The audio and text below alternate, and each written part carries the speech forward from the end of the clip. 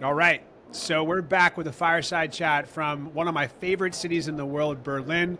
We've got Leon and we've Wim from Relational AI at the SIGMOD PODS conference, which, for those of you that know what this conference is all about, I'm sure you're as excited as I am to ask these guys a couple of questions literally from the floor of the conference today. So, Leonid and Wim, I'm going to kick it off with one just broad, ridiculously open-ended question. How has the experience been so far? And is there, anything that has been especially surprising or exciting that you've learned from your few days there in Berlin so far? Sure.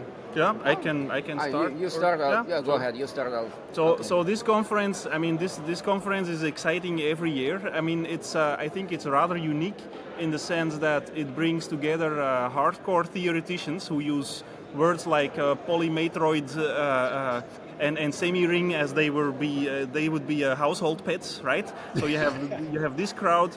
You have the crowds of systems people who are looking at one aspect of a database and then try to make this 10 times faster. And then you have industry participants who who connect with the real world and who are trying to figure out which of these, let's say, 500 papers is going to be relevant for them and try to get talent off the floor and all that. And so you have this very broad community who is all working on databases, right, on this one topic. And to me, the really exciting thing is that it's almost, whenever you meet somebody random here, you can just grab them, talk to them, and they can come from the total opposite spectrum of the one where you're working from, and you're going to discover something interesting. And I think this is really cool.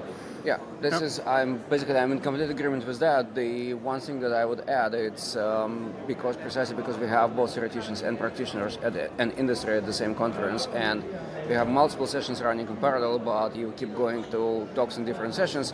And to me, extremely exciting thing is actually to find connections between those, right? I mean, that people discussing the same kind of very similar topics, but from very, very different angles. It's almost like sort of, like viewing astronomy not just in visible light, but actually having like a little bit of infrared, having a little bit of radio, right? And just same different takes, but on the same essential problem, right? And this is quite exciting from pure scientific perspective. I mean, talk about a thought-provoking environment to be in. So let's drill in a little bit further. I'm a little biased because I would come from it more so from the industry perspective, and I know there's a lot of different angles to come at this, but one of the things that we see all the time within the context of relational AI and Snowflake and some of the stuff that was debuted at the summit and views and predictive and prescriptive analytics and versus descriptive is tell us a little bit about, from an industry perspective, what you have seen at the conference that is intersecting with where a lot of people are trying to take the relationship between data and all of the data that's available today and all the enthusiasm around enterprise AI and what you think might come out of this conference as some of the really especially intriguing opportunities to explore the next 3 to 6 months. Okay. Oh, 3 to 6 months. Okay, that's we are talking about the academic community and still it's research community, right? I mean, most of research is actually driven by goals which are more than 3 to 6 months. But if I could take the liberty and forget for a second about the 3 to 6 months horizon. Go for it. Go in any direction you want. That's too short. Go longer. So this particular SIGMOD PODS was quite special because I am old enough to remember days when people were saying that query optimization is a dead subject. So basically, if you have a PhD student who is writing papers on query optimization, it means that student will never have an academic future, but will be immediately snatched by Oracle, IBM, Microsoft, whatnot, right? And we'll go there, we'll do something very, very, very useful nonetheless, but extremely non-exciting. This was viewed as like the most boring topic, right? Now we see complete reverse of fortunes. In fact, I would say that to me, this conference, I find query optimization to be the most exciting topic, and everybody's exciting. Theoreticians are exciting because of all this work on worst-case optimal join that was actually originated with some of the relational AI founders, right, and that changed the way we look at joins, but came out of purely theoretical literature. Is now everybody's talking about this, and not just in SIGMOD, which is more database systems conference, but also in practical aspects in industry papers. And in addition to that, so we see a lot of synergy here, right? We really see how the theory is taken into practical applications very, very quickly, right? I mean, in case of worst case optimal joints, it was just a decade. And because suddenly we started seeing things that were impossible before, viewed as just, performance suicide, and now the things are routinely done. So it generates tons of excitement, and people start revisiting like even very basic topics, like the classical topic of join ordering, right? I mean, people are revisiting these topics and coming up with really genuinely extremely interesting results on something that you would think would be like dead and finished in the 1980s, right? So yeah, I think that in this area there's a lot of opportunity, and of course, as we deal with more and more data, we need better query optimization techniques so that we can automate programming much more compared to the current extent, and so the rest would be done under the hood by your database management systems. So that's I think to me was the most interesting part in this particular edition of the conference. Yeah, I think I agree. Other things that I see popping up, but this is not this particular edition. It has been going on for a longer while, so this is like much longer range than the 3 to 5 months.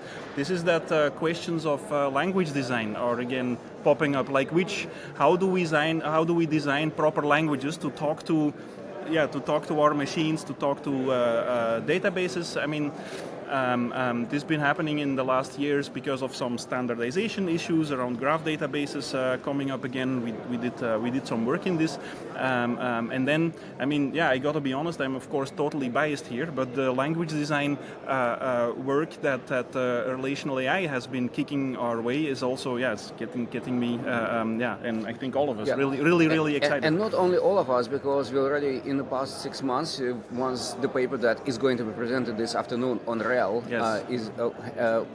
the paper was written, so Wim and I have been giving talks at various places and various conferences, and so the way people react to this, their enthusiasm is actually something quite unique. So in particular, I was giving talks also on new graph query language standards, right? And people don't react to that in a similar way. Like, just to give a small example, not this conference, but the conference that happened 2 weeks prior, and Semantic Web Conference, they asked me to talk about graph languages, but at the end I showed how to do the same tasks in RHEL a lot easier than you do it in graph languages. And then I spent the whole day after my invited talk talking to people, but mainly not about graph languages that they invited me to talk about, but about RHEL, because everybody wants to know about RHEL. So people love this simplicity and the intuitiveness of the language, and it clearly comes from its good design. So I love that. And can you go a little deeper on that? Because I think it would be great to hear a little bit more about maybe in years past, the way the conference has evolved, and therefore, as what you just described, the way folks are responding to relational AI, responding to these papers, and responding to RHEL, for example. I think that would be really cool if you just go a little bit deeper into the way folks are responding, to the papers and to the conversations and the talks that you all are facilitating and or leading. Yeah, okay, so we all know that SQL is not the world's best design language. Nonetheless, it's a remarkable success story, right? Because if you just start looking how many languages that were designed, SQL first standard was 1986, right? So we are 40 years into language standard, right? So, and more years into actual language design. How many languages from that era not only survive, but are dominating the landscape? I mean, SQL is currently the 5th most commonly used language, and it's number 1 in demand by employers, precisely because you use SQL with everything to access your data, right? Still, we know that in terms of design, SQL could be complicated. There are lots of issues that people are unhappy about, like nulls is a notorious issue that people are unhappy about. Right, some would argue, like definitely Wim and I would argue, that using the multi-set semantics in SQL was a design error, and we could have done it. Well, again, probably was not a design error in 1986, given what we knew in 1986.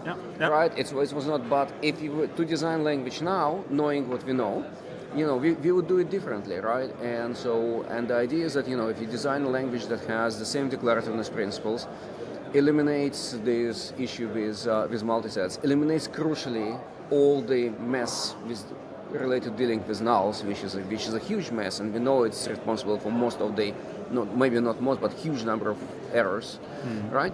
So, and here we give a language that's you kind of can be read and understood, at least by people with more research background for sure. Right, and that in addition allows you to do a lot more. It allows you to do crucial things that SQL cannot do. It allows you to do libraries, so you don't need to expand the language. I mean, SQL is blown out of proportion now. The standard is 4,500 pages. You know, no human being can possibly read it and understand all of it. All right, so the idea is, and here we have a very small core, and we give you nice facilities for writing libraries, and it definitely resonates with people because people like clean and nice solutions. Yeah.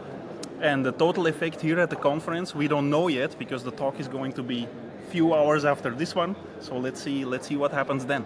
There will be actually even 2 talks because there's going to be a workshop tomorrow in which Wim and I have a double act. So I'm going to be talking about the graph languages, new graph standards like Jekyll and SQL PGQ and issues with them.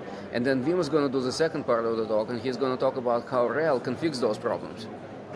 I love that, and we're going to end on that because that's going to give me something to follow up with you guys on and provide to the audience after the fact. So now we got something on top of everything else to look forward to. So Leonid and Wim, thank you guys so much for taking the time. Enjoy the rest of the conference. Good luck later today and what have you. And yeah, we'll talk to you soon. Thanks again. Yep. Thank you. See ya. Around.